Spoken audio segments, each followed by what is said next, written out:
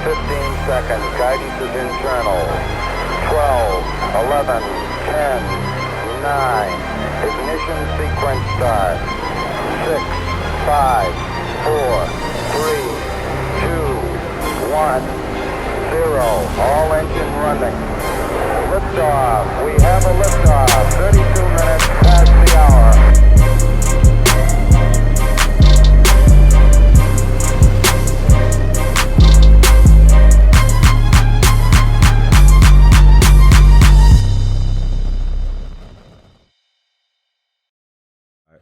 What's up, everybody? It's your boy Mike Rashid. This is the Lions, Owls, and Elephants podcast.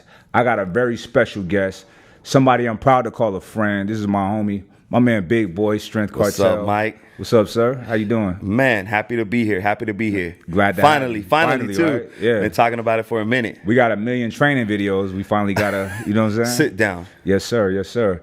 Yeah, man, I want to try to kind of introduce the people to you. A lot of people that follow me follow you too. So, but for those that don't, tell them a little bit about, your background and your introduction to the fitness scene.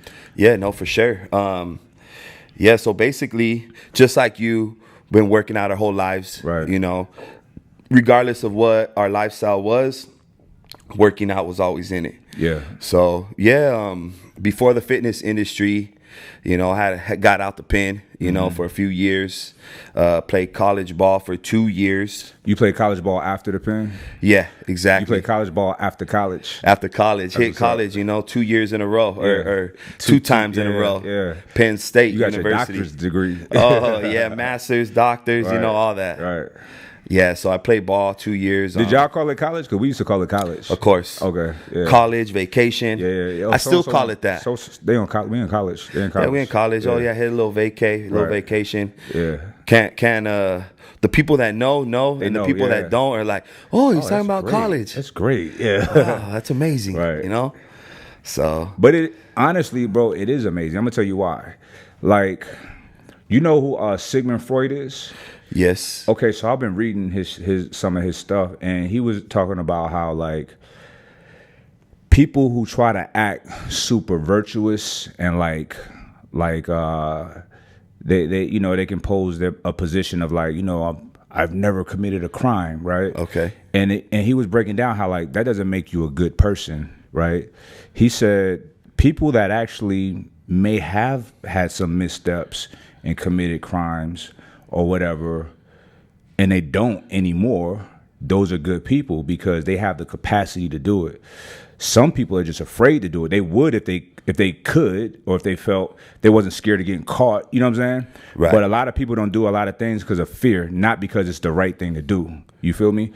I understand. So say for instance, I know me. I had a violent past upbringing, and it had a lot to do with how I was raised and where I was raised at. And there was times in my life that I was violent, but I'm not violent anymore. Right. So that's the vibe. It's that's really being peaceful. You know what I'm saying? Exactly. That's because I can be violent, but I choose not to. Versus somebody who just afraid to or don't have the capacity. Because a person like that is harmless, and I think that's not good. You know what I'm saying? No, definitely not. So being in a position to where who doesn't make mistakes? You know what I'm saying? Oh, we all do. And then some people are targeted for jail. You know what I mean? So it's that shit can really fuck your brain up. You know what I'm saying? So if it doesn't, what don't kill us make us stronger. We grow from it. We learn from that, and then we come out and be, especially people like us, bro, to have been in such a deficit to come out and start legitimate businesses and having people look up to you like you do. That's a really dope vibe. That's an admirable thing. You know what I'm saying? Do you ever think about that? Man, time to time. To where you at now? Yeah. I mean, we tend to forget, right? Because being a man and wanting that success, more and more success, we forget where we came from, and that can be easy. But time to time, I got to think back, and it's hard to remember, getting out of prison, right? You get $200 gate money. So all I had is $200 in my pocket, to get where I'm at now. I forget.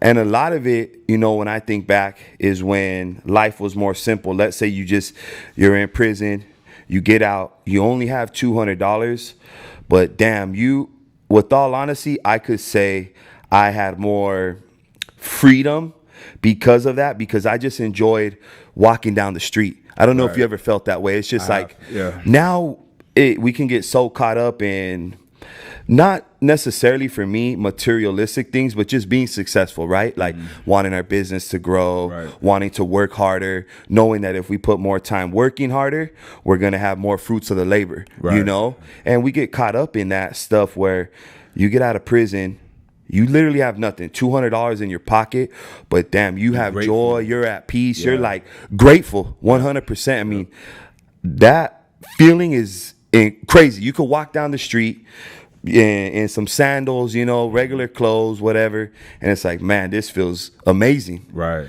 You know, you feel great because you had everything taken away from you. Right. You're at the bottom. You had everything taken away from you, your freedom, and when you get your freedom back, that's number one.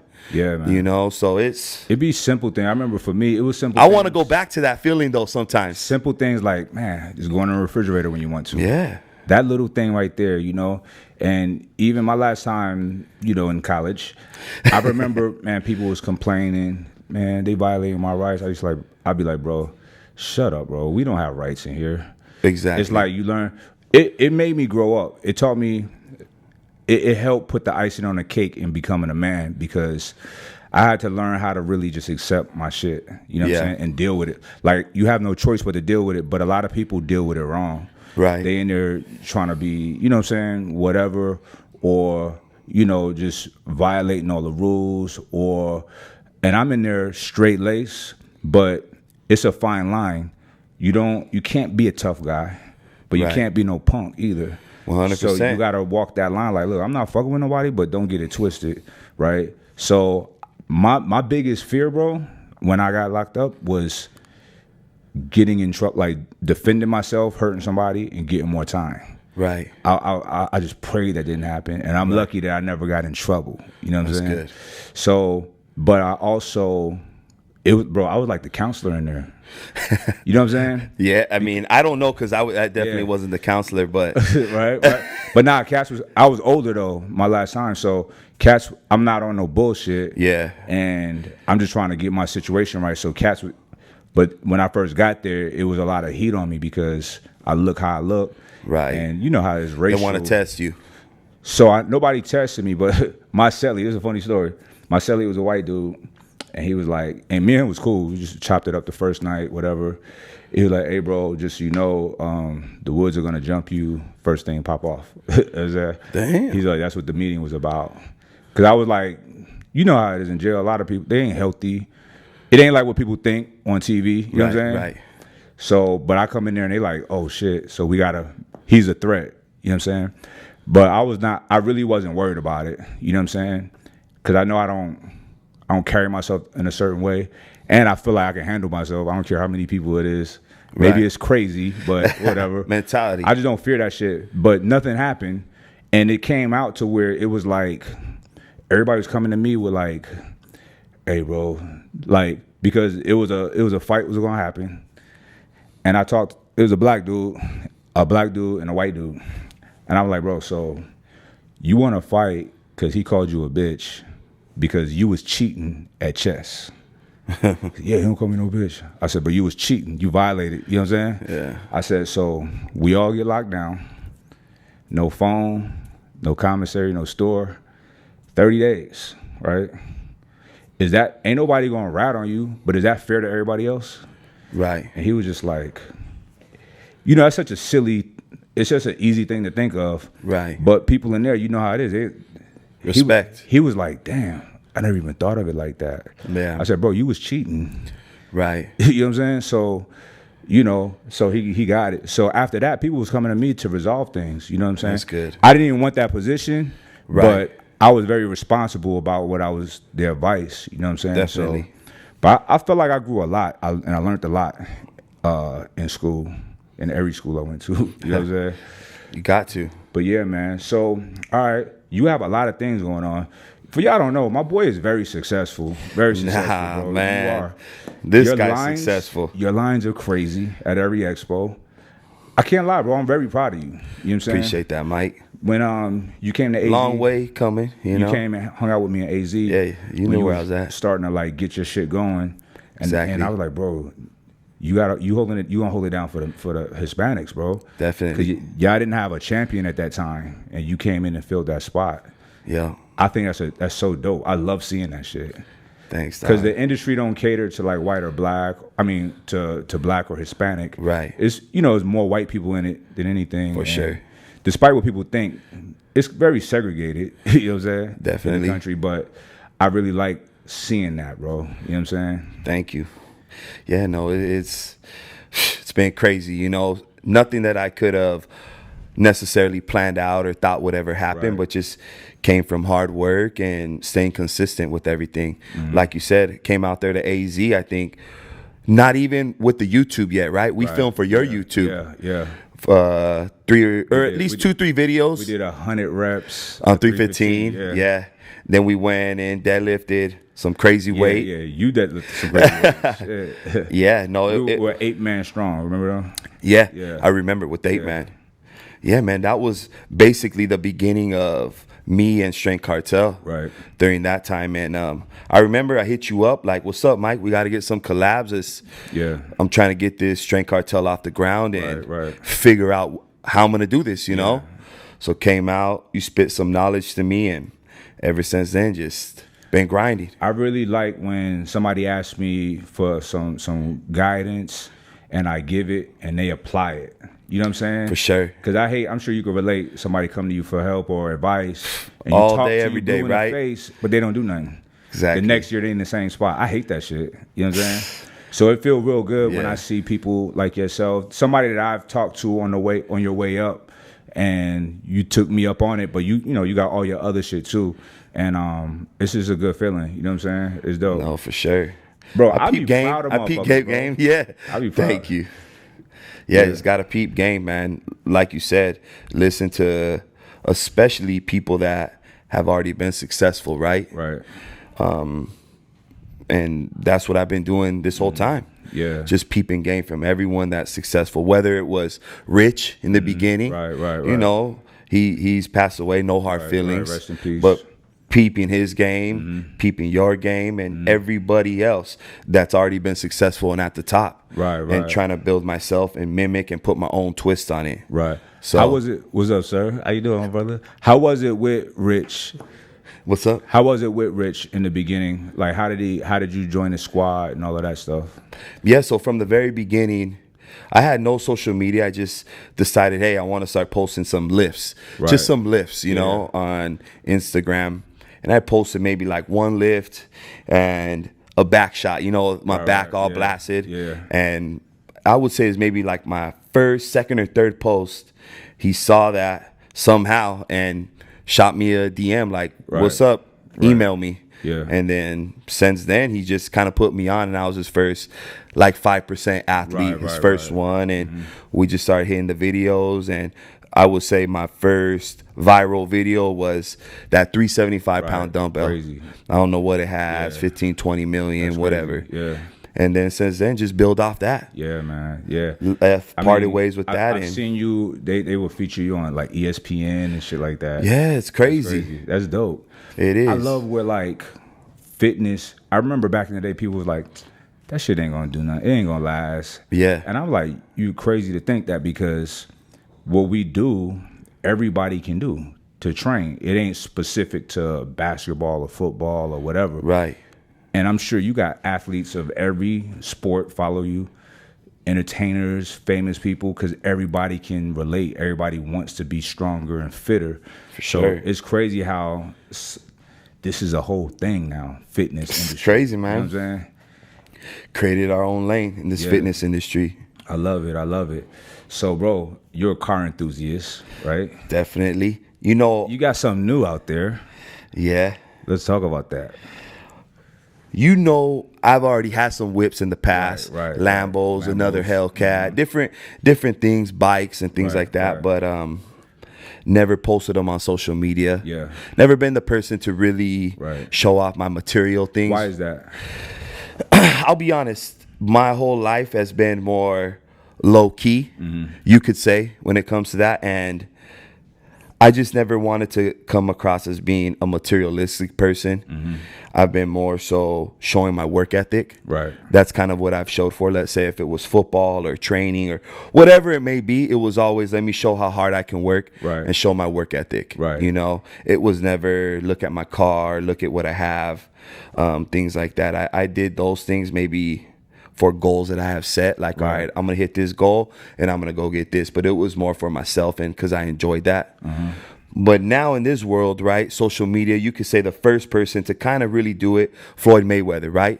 Portrays this crazy, dope lifestyle that he's living and people buy into it. And now with the rappers, everybody, they might not be living that lifestyle, but they kind of fake it till they make it, right? Yeah. And that's not what we're doing. We're not faking it. We're actually working hard, having success, and now when we get something nice, we got to play it to our advantage. Social media wise, people do want to see what we have, how we're living, vehicles. Motivates, man. So now I'm like, man, why don't I show them what I have? Why don't I go get something, motivate them, get content, build my brand off of it, things like that? Why wouldn't I, right? We got to play everything to our advantage. And I see it like, listen, you clearly work hard. They see the hard work. So they'd be naive to think that you're not enjoying it.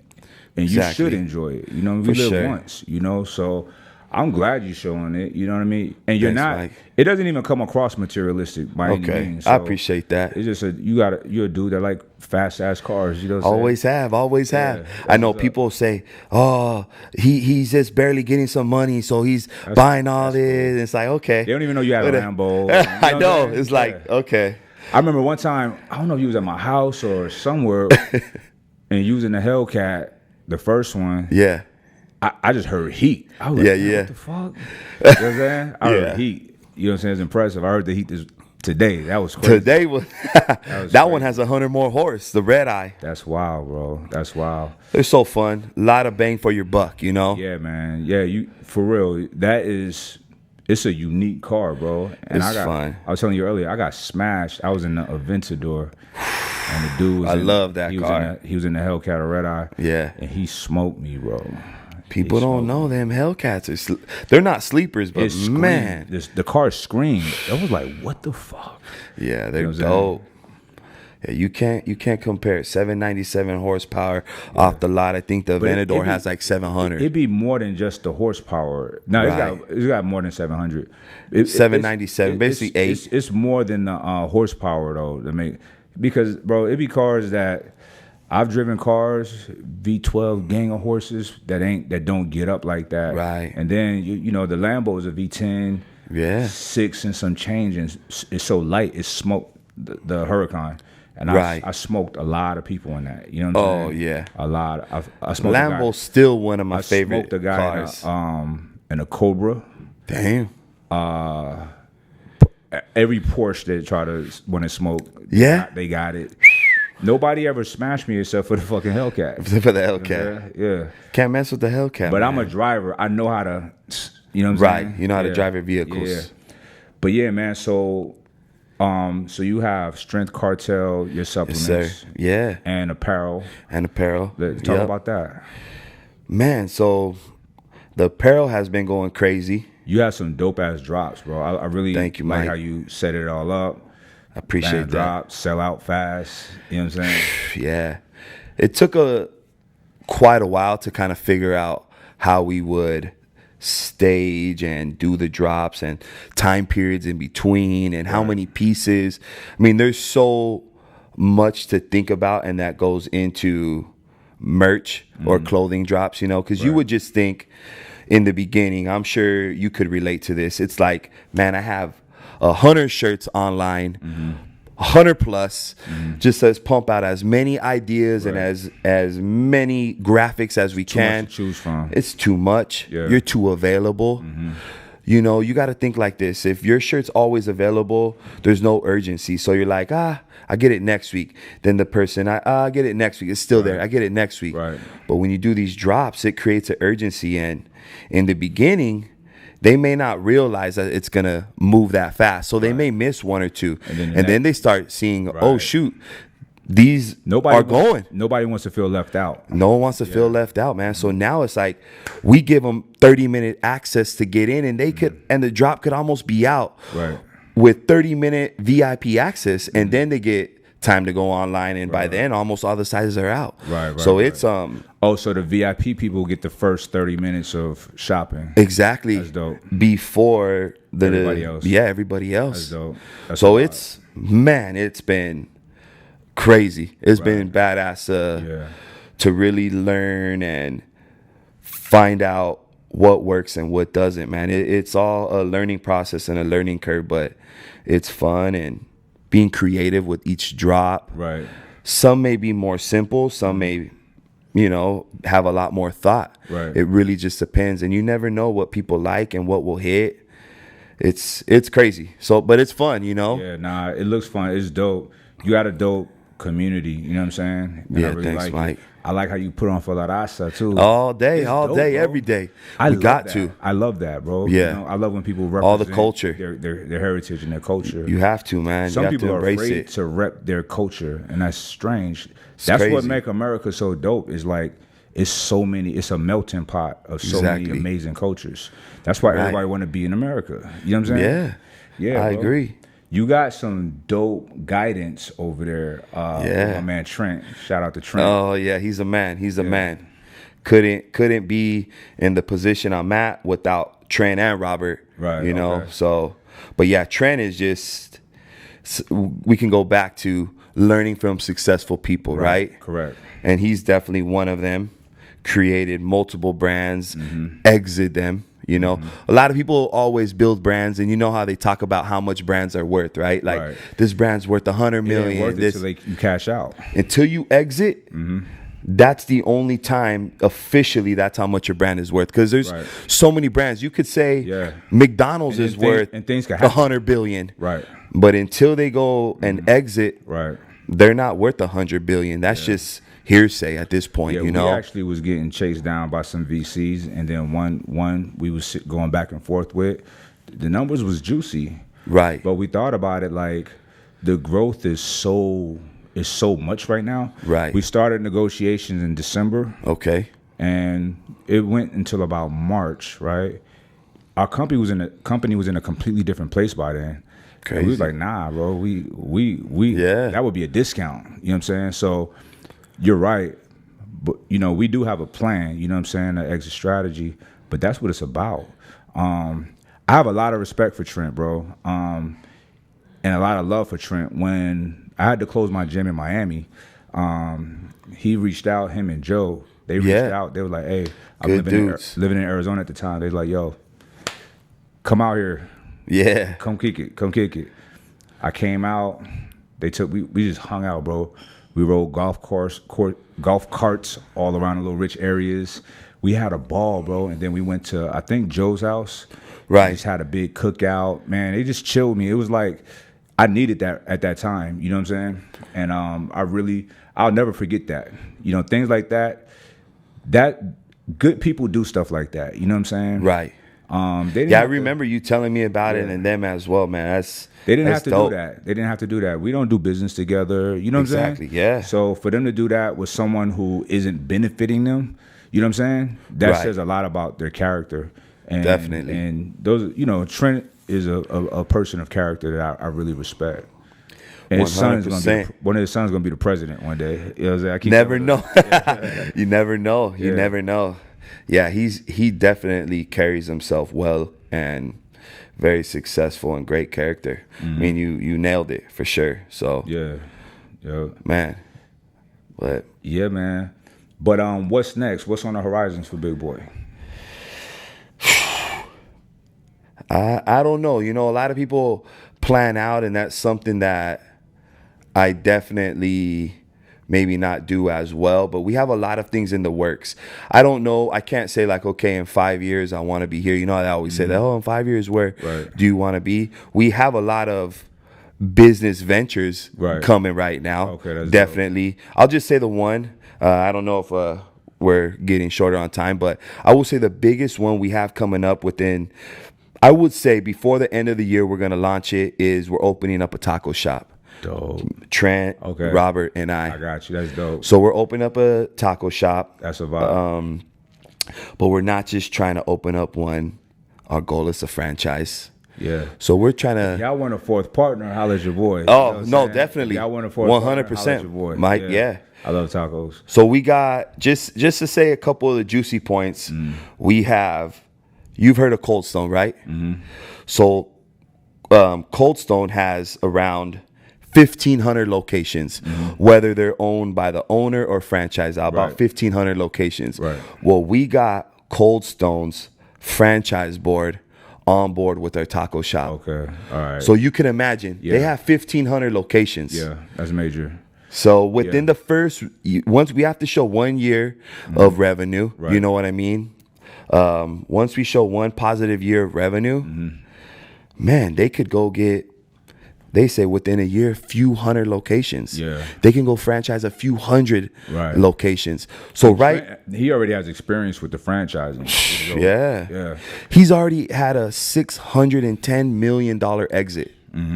You know, that's what his brand exit. Right. He got a piece of that, a percentage, but his brand exit $610 million. It's not too shabby. It's not too bad, you know? Yeah. So he's a hustler. He's a grinder. He knows how to put things together, and he has ideas of what he wants. And man, it's like he's gonna go execute, right? Right. He puts them in motion. He's not just us talking. He's executing, man.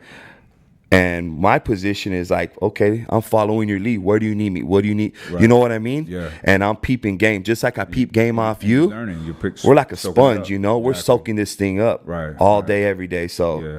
but yeah, that's the biggest thing, man. We got a taco shop That's dope. coming out, but not just a single shop. We're gonna franchise this thing. We're gonna go big, Mike. Hey, listen, bro. I see. Straight Cartel might be Yeah. on the back burner after this. Nah, Hey, nah, it is nah, what it's it my is. baby. I'm always gonna you be always grinding. do that. Yeah. I mean, even me, I'm making a transition out of just fitness stuff. I got Exactly. like my biggest thing is my trifecta, the food company. You know what I'm Yeah. saying? No joke. So you know, and I just love business. I love figuring things out and making it work and making money and giving people salaries, and that's the Fun. best thing to me, bro. Yeah. But look, I know we short on time today, man. I really appreciate you coming down. No, thank you, Next time we Mike. gotta do one with me, you, and Cali. Let's do it. Yo, Let's Cali do it. Muscle, we got an empty seat right here. Oh, for we're you, gonna. bro. It's gonna get wild in Got an here. empty seat right here for Cali. If we get Cali in here, just be ready to go wild. Man, yeah. I love it. Yeah. Yeah, man. Yo, we'll do this again, bro. And Appreciate you, Mike. know it's nothing but love. It's only a handful of people I really like. I know fuck you with always in the tell me, industry. and I'm thankful I'm one of them. Bro. You don't want to be my on guy. Mike's bad side. You know, he has those hands. Nah, you know, bro, I ain't even like that. I ain't watch like out that. for this guy. He has hands. Stop. He lets them fly I'm too. a lover, not a fighter. But thanks for coming down, baby boy. No, appreciate you, Let Mike. them know where to find you at on the gram or Man, what, on the YouTube. gram, you can find me Big SC Boy, and on YouTube, Big Boy. Strength Cartel's a brand. There it is there, and we out of here. Appreciate you.